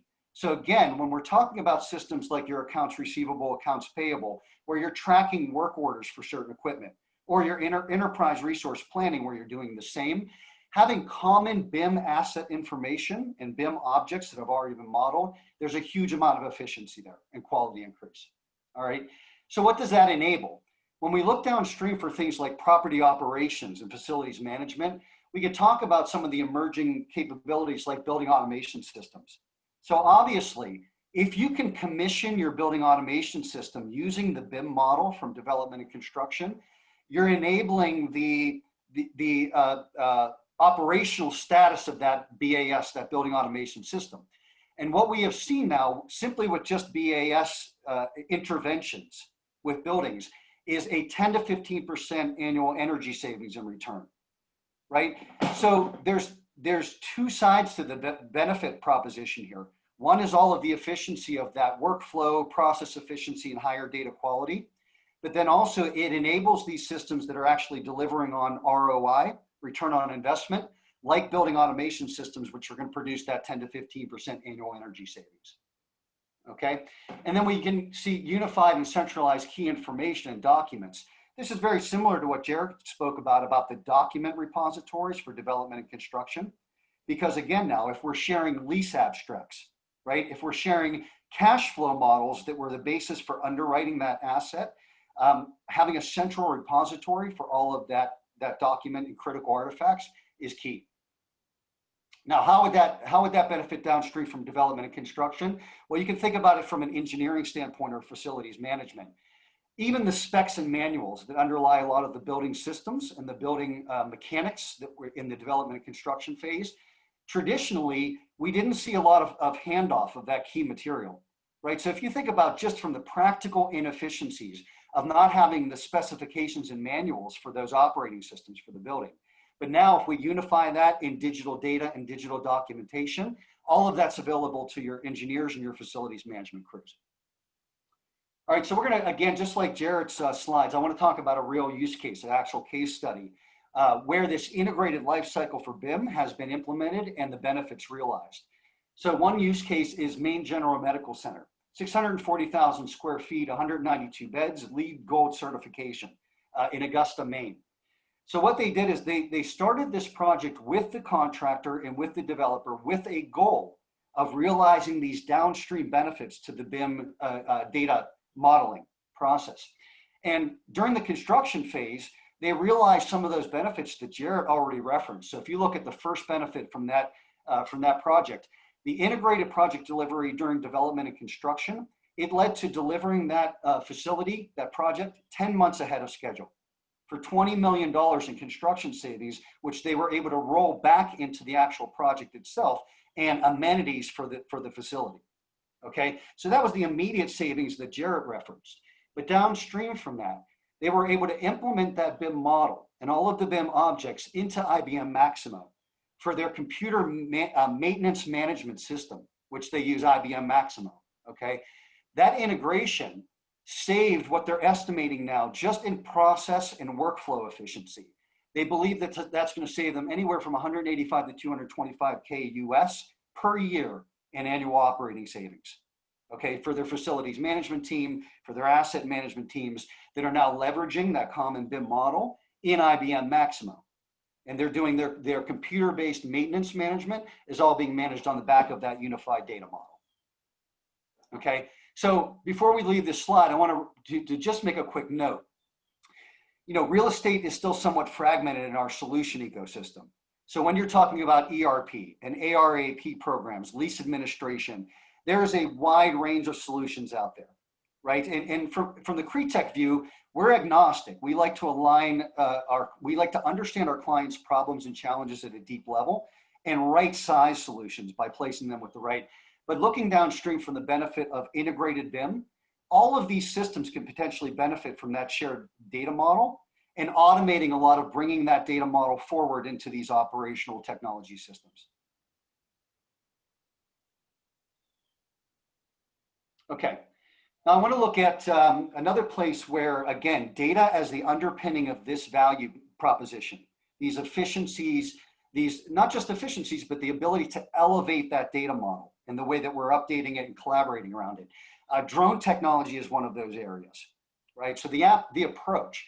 So with drone technology now and advanced imaging and sensoring capabilities, coupled with powerful computer and AI-based image analysis, drones are bringing a whole new range of capabilities to construction and development. Okay, and that's everything from inspection. So, moving from manual inspection to real-time and repetitive inspection on a daily basis. Just think of the process and time efficiencies that are gained there, right? But then even on the far end of it, we look at infrared technology and LiDAR, things that are actually enabling drones to create point clouds, to do mechanical inspection on site so they can look for thermal detection of equipment that's not performing optimally. So under the approach, I mentioned some of the applications that are being not only facilitated, but really enhanced through drone technology, okay? Now let's look at some of those outcomes. Obviously, when we're talking about a construction site and the development and design phases, there's an enormous amount of capital risk, right? In cost overruns, in project delays. So what drone technology enables for development and construction is obviously capital preservation, risk reduction, and then process improvement, which is the obvious, right? So process efficiency and information symmetry. All of those things are enhanced with drone technology now. And that is actually the fastest growing segment, fastest growing industry where drone technology is being applied, is in construction, okay? So some of the actual outcomes, what are some of the tangible benefits and products, services that come out of the drone technology for development and construction? Surveys. So whether it's your ALTA surveys early in the development and design process, or actual elevation and excavation inspections and analysis, that's enabled with drone technology. Rapid 3D point cloud and mesh modeling, rendering, so that's BIM assist. So as we're all looking to build these BIM 3D objects and models, drone technology can really accelerate that onboarding of data and the inspections. 3D remote reconstruction simulation. So now in the design phase, we can actually use drones to help simulate, create point clouds, and then actually create simulations for redevelopment and reconstruction. The obvious one, construction progress monitoring. All right, so there's two benefits there, right? Jared mentioned the one, which is financial management during the construction phase. So if you have to update your capital stack and their risk exposure during the construction phase, and you can move from manual inspections that might happen once a week, once a day on site if you're lucky, and they're very manual and cumbersome, to having real-time inspection capability to see the progress of your construction site and the sign-offs of those different milestones and phases. Think about what that means from updating then the underlying investor's financial model and the capital risk that's exposed during that phase. So even the most practical application of drone technology, which is then that the virtual inspections, can really enable a much better process for capital preservation, financial reporting, and just really streamlining that inspection process. One benefit of that also is hyperlapse site animation. So if you think about it, with drone imaging and drone technology capturing every single phase of construction and development, you can use that as a marketing tool. So lapse imagery that shows the development of your project over time can be condensed into a video, basically, that's called a hyperlapse. You can use that for marketing. You can use that for updating all stakeholders to the project, okay? Image detection, so site safety and condition monitoring, again, in the risk reduction space, using sophisticated image recognition software technology, you actually can trap for site safety conditions. So if you think about that from an indemnification and your insurance policy that underwrite these insurance projects, obviously anywhere you can reduce safety issues, and with drone technology that's possible with image recognition, that's a benefit. And then thermal detection is the one I already referenced. So again, let's look at a case study of where this is being applied. So one of the largest privately held US contractors, general contractors, has had a dedicated virtual design and construction team since 2015. They were early adopters, Brassfield and Gorey, early adopters of drone technology for basically that one application, which is your site inspections. So early adopters when drone technology came out, but now they're looking at the advanced applications of how they can use that.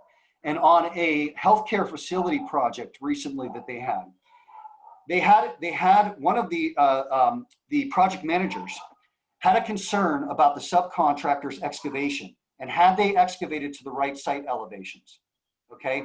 They wanted to do a 3D model analysis that compared the actual excavation to the plans, to the 3D plans as they were first drafted. In order to do that, they needed a point cloud 3D model. And they realized that it would require 1,000 individual elevation points to be captured. And their methods of imaging that traditionally in a manual method would have taken them weeks to capture those individual elevation points through traditional photography, and then transform that into a 3D model that they could compare what was actually excavated to the planned site elevation. They were able to use drone technology and in a single day use LiDAR to capture all 1,000 of those data points to create the point cloud. And then they were, DroneBase was the actual provider that provided that on-site imagery.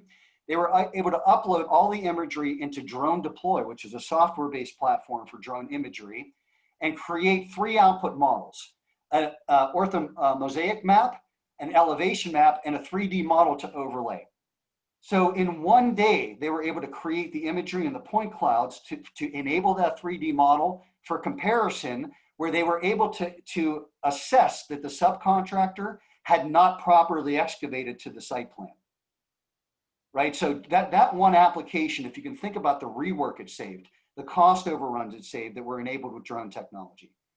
So while this is on the leading edge, really on the horizon of what we talk about in prop tech and these applications, these values, the value props are being realized today in real projects and real construction and development. All right, and as a final look at what's next, we want to look at the emerging technology space and what's possible. So what can BIM and shared data models and collaboration around these shared processes and data definitions, what can they enable going forward? And one slide that I wanted to call out here is more on that leading edge. Now, this is not in solution state yet, right? But this is what academia and some of the leading edge thought leaders are thinking about how we can apply some of these, not only common data models, but the processes underlying them, all right? So what this contemplates is an approach where you could take, sustainability and the various certifications, LEED certification, BEAM certification. They are ways that companies, from an enterprise standpoint, can show that they are branding themselves as sustainable companies, because that is a priority for large enterprises. And also the practical benefits, right? That underlying a LEED certification are certain building systems that, like building automation systems, that actually produce energy savings and performance gain on these assets, right? So this is front of mind for everyone. But right now, the way that LEED certification is accomplished is on the trailing end of the construction phase. So once the project is actually delivered, you go through a manual process to evaluate the different systems components, the natural lighting, the location and amenities, right, or location challenges, and all of those contribute to certain credit allocations for LEED certification. But what's been contemplated now is that since we are developing these common data objects, common data models, and common data environments for the design teams, the construction teams, what if you could start to attribute the BIM models with those LEED certifications and credits? So this really starts to get in thinking about what's possible, right?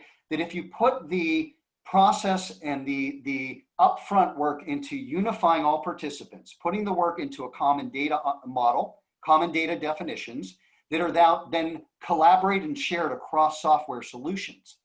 One of the potential benefits here is in the design phase, you could actually model out sustainability credits and what a project might achieve in LEED certification. That brings it from a trailing certification process to one that can be brought early in the design process. And then you know that individual building systems, building components, and choices that are made during the design phase can meet certain objectives of LEED certification and building performance for sustainability.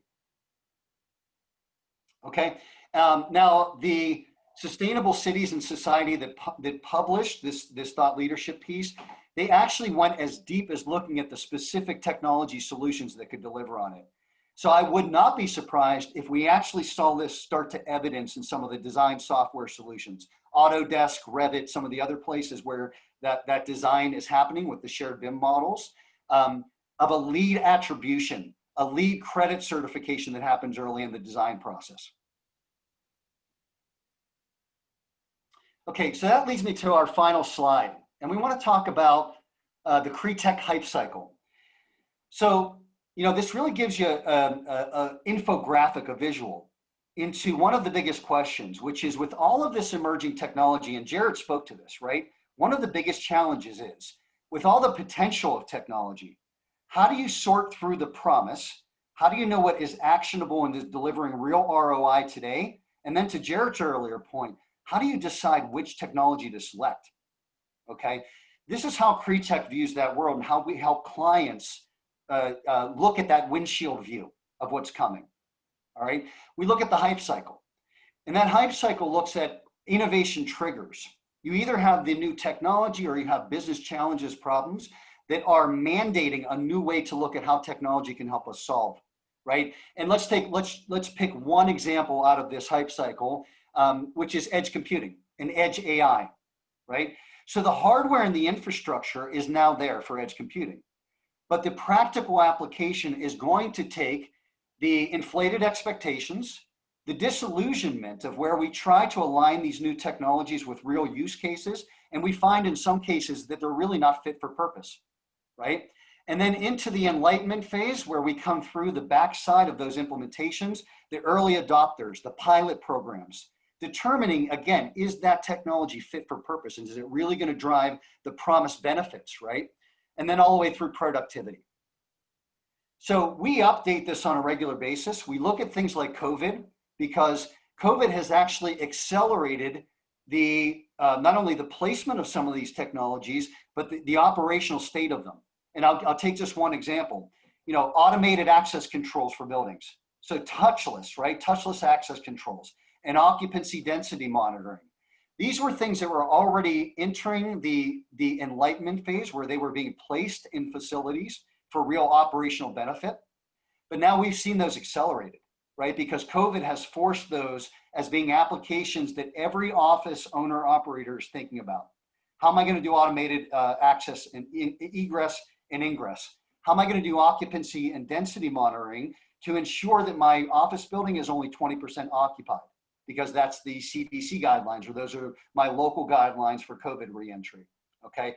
So we're sharing this as the last slide because this is where we'll leave off before the last Q&A, which is Cretech. We are here to help clients approach this horizon view, right? What we do is we meet with clients to understand their organization, understand what makes them special today. Why do clients seek out their services, right? And then we look at their long-term goals and objectives, and we help them figure out which technology is going to help them solve that, and which technology providers are right for their organization based on size and based on staffing, workflow, all of the above.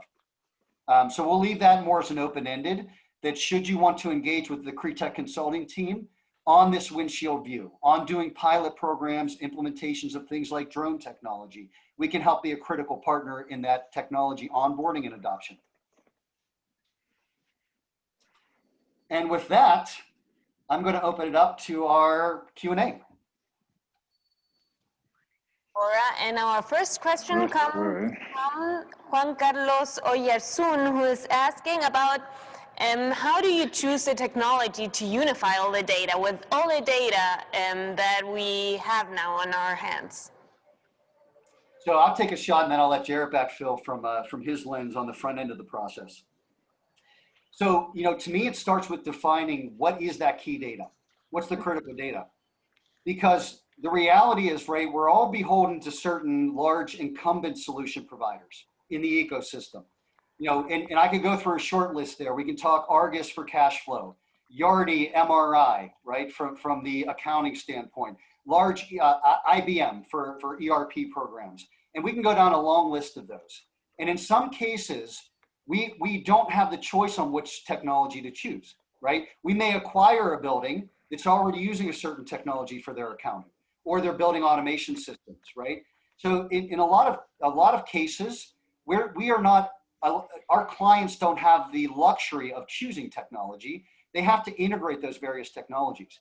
But if they start with their own definition of what key data do they need to execute, to deliver their services, and really to help make informed decisions, then you understand that regardless of whether I'm provisioning an MRI system for my property accounting, and whether I want that information for all of my lease information to move forward into my digital twins technology to actually operate that facility in real time with a 3D model, the data itself is going to determine how I need to provision that data. So what that would do, let's use that same use case. Then I would need to work with MRI to understand, how does MRI as a solution track that data? How does it allow me to get that data out, either by export or API, if it's automated? And how can I onboard that data onto my digital twins technology to enable my remote operations team? So to me, the answer of that is not about the solutions themselves. It's making sure that you have a clear strategy around your data model and how you need to action and make decisions on that data, because then regardless of which solution you choose, the data will be preserved through the life cycle. And Jarrett mentioned this at the end of his presentation. Your ownership and your autonomy of that data is what's most important, because then you can make informed decisions and you don't have to worry about, does a software provider own my data? Because I own it. I forced all of my solution providers to make sure that I have the data model that I need to make decisions. Thank you for that, Frank. And my co-host Marcelo Ringeling has another question for you. So Frank, that drone technology looks like taking from science fiction, but it's already here. It's impressive. Yeah. And what do you think with the arrival of the 5G technology and networks? What kind of solution do you think will emerge for the construction industry? That's a great question. I'm going to let Jarrett answer from the construction industry side. I will tell you from the built world side, from property operations, asset management, facilities management, we expect that occupant expectations are going to go up exponentially, because with 5G capability on their mobile, at home on their own broadband networks, they're going to get used to that connectivity, that seamless flow of information and speed with which they can access data and information. And they're going to expect that inside of the built world, in these constructed facilities. And we're going to have our own challenges there, right? Because 5G does not penetrate infrastructure well. So now we're going to have to look at enhancing distributed antenna systems. We're going to have to look at beacon and Bluetooth technology and different ways to make sure we can still deliver that information as fast and as seamlessly as they expected. So I think we're going to see some friction in the built world because of 5G, but then we'll see a response in those connectivity technologies being deployed. But then Jarrett, I'll turn it over to you for how 5G might impact development and construction. Sure. I think as far as the drone, I agree. I see the drone technology coming out. It's definitely here. We see it taking over for some of the special inspections as you're pouring slabs, as you're performing inspections on the facade. I really think it's in that phase where we're trying to figure out how to really implement it. The 5G, I think, is just going to increase the technology that's used on site. I think it's going to allow more sensors to be on site for quality control, such as what drones are doing. They're trying to check slab edges, make sure everything is in the correct location before you pour, and then have to go back and rework. They're trying to avoid multiple inspections by hand, and instead with the drones, you're capturing such detailed photography with them, even up on skyscrapers, that you're able to really zoom in on all the photos and see up close what needs to be corrected on a facade inspection. I think 5G is just going to help enhance all of that technology that's used on site, have things more real-time as real-time walkthrough. If COVID continues and members aren't able to be on site as often, being able to just walk the site. And then I see 5G getting implemented and talked about a lot in the design phase, preparing for it to come and how it'll affect the future. we're dealing with, in our most recent building for a tech company, we were researching a glass that may have capability of having low voltage and 5G within the glass itself, and basically almost setting up a network in the building that is secured, because the signal wouldn't be coming out from the building at all. It would all be within. And now you have a built building that has 5G everywhere. You know, thinking about it like that, with tech companies, with the design, with the end user in mind, and the glasses already has a low voltage because this glass was being used in New York State. They're figuring out a way to tint the glass, so you avoid the solar glare, especially in the office space where that's a big complaint with tenants, having glare on their computers and not being able to see. So the company was working to develop one product and one need, and now they're seeing another need just because they already have the technology or the infrastructure in place. But I think it's still developing. Thank you, Jared, for that. And we have another question from Nixon Bardales, which is asking about the difference between the system IBM is using and Revit, the Autodesk software for BIM. Yeah, so Jared, maybe you could take the Revit question because that's obviously a design platform, and I'll speak to the IBM solution.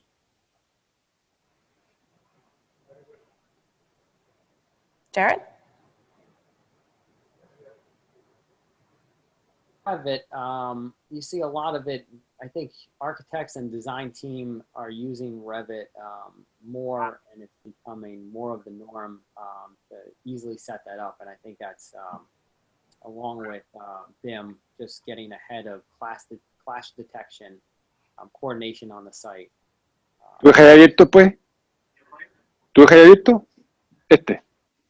¿Para qué? Hablamos, cuídate. You can continue with your answer, Jared. Sure. Sorry for that. That's okay. So yeah, I think you know, Revit and is being used more, I think it's just becoming, especially with BIM and leading it, it's becoming more important to save time and cost on the project. Mm-hmm. Thank you for that, Jared. And we have another question from Ricardo Posada, which is asking about the efficiencies that all these technologies will bring and the impact it will have on the labor market. We could spend an entire session on that question, but let's try and just scratch the surface a little bit, right? I think it's going to be a disruptor and an enabler. And I really think it depends on which side of the built world you're servicing, right? I'll take one specific example and then I'll let Jared speak to this also. You know, the building engineering workforce in the US is an aging workforce. And it was built on a model that was, you know, you've got a bench of engineers, you keep them in a facility and they wait for the work orders to come in, or they wait for, what this information is doing is actually moving them to a much more on demand, like a real time, almost like an inventory on demand system, right? So that they actually can do preventative maintenance. They can determine, you know, when these chillers and boilers are actually running hot, right? And they can do preventative maintenance on an ongoing basis. So even just from a building engineer standpoint, you know, I talked about unifying the specs and manuals for these different hardware and mechanical components for a building. So imagine if you're on a unified app and you can walk in with your mobile or your iPad and you can pull up the spec and the manual for that boiler, right? So automatically it empowers your work where you're not going and looking for artifacts. The service history will be right there on screen for you, right? So just even from a building engineer standpoint, yes, it's going to displace some of the old traditional workflow processes that they did manually, but in my mind, it's also going to empower them to do their job much more effectively and reduce a lot of friction that they dealt with historically. So I don't think it's it's going to be a case-by-case basis, not one size fits all. And in some cases, it's really going to elevate the functions. And in some cases, there will be some displacement, I think, to those legacy manual processes. Thank you for that, Frank. And we have another question from Juan Carlos Leon. Juan Carlos, could you please elaborate your question?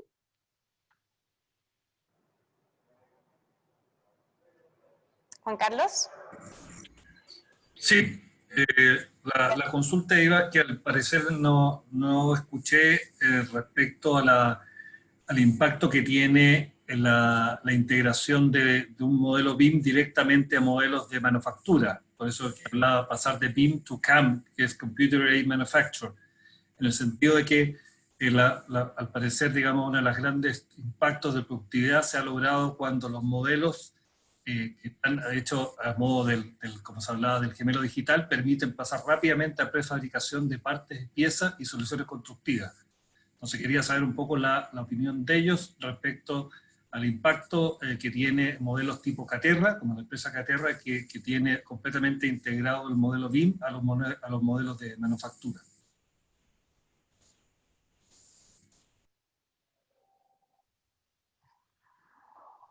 And will you guys provide the translation, please? You can say, I mean, you can speak in English for the answer. Yes, but unfortunately I do not speak Spanish, so I didn't understand the question. Oh, okay. And I apologize. Juan Carlos, yeah? Can you say the question in English? Okay, I will try to My apologies. make it English to the question. No problem. It's, I would like to know what you think about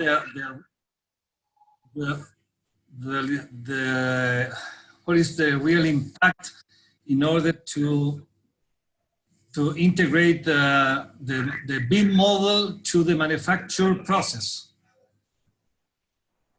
For example, the Caterra company has implemented this integration from the BIM model to the manufacture process in order to productivity and the quality of our products. Yeah, so Jared, I'm not sure if you know, I am familiar with the RFID codes that are used on certain components, that they're using during design and construction. But Jared, from a manufacturing standpoint, has BIM being implemented at the manufacturing level? About what trades are used, I mean, a lot of the BIM model is developed now in early stages, especially with the MEP contractors.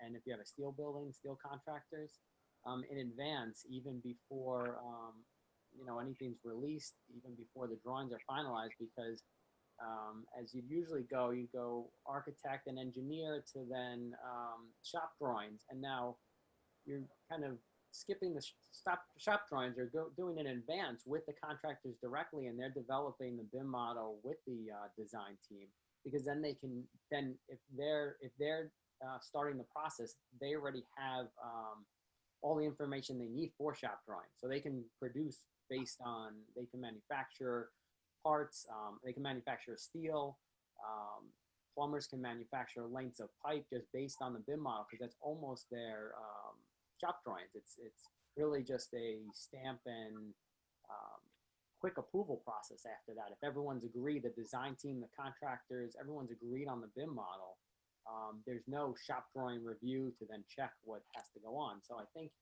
the manufacturing is improving because they're able to coordinate everything up front rather than go off a set of construction drawings or design drawings and then do shop drawing. That's what I found with them. Thank you for that answer.